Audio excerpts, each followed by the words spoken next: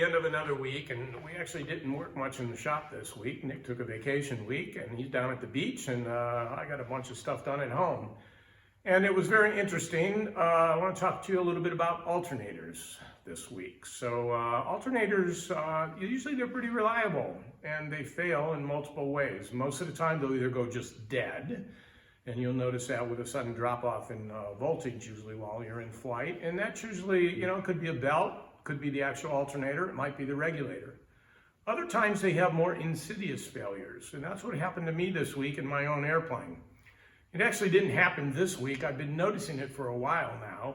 And what I've noticed is when I would key the mic, I'd hear some alternator whine in the audio.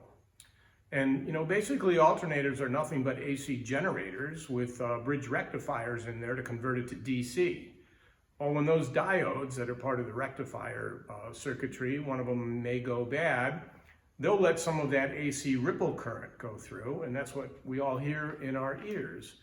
And I also noticed on a flight this week that the voltage had dropped off. So this one in 2,000 hours, now 2,100 hours on this RV10 with a B&C 60 amp alternator, usually runs about 14.5 volts.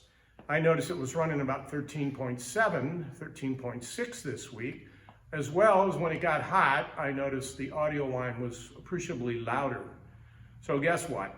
I now understand the cobbler's children fable about your own airplanes receiving less care. But I did take the time this week to do some troubleshooting, and sure enough, I could see the ripple current. I measured it at one of the DC outlets in the aircraft and decided to put a new alternator on it. I would turn off the alternator and the whine would immediately go away. So we know it's being produced by the alternator.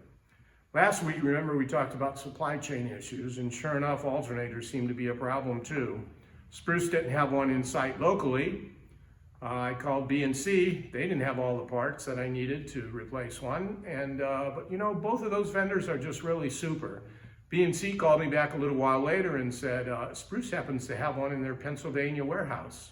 So I called Aircraft Spruce back, and sure enough, they did their usual 2 days. I had a new alternator.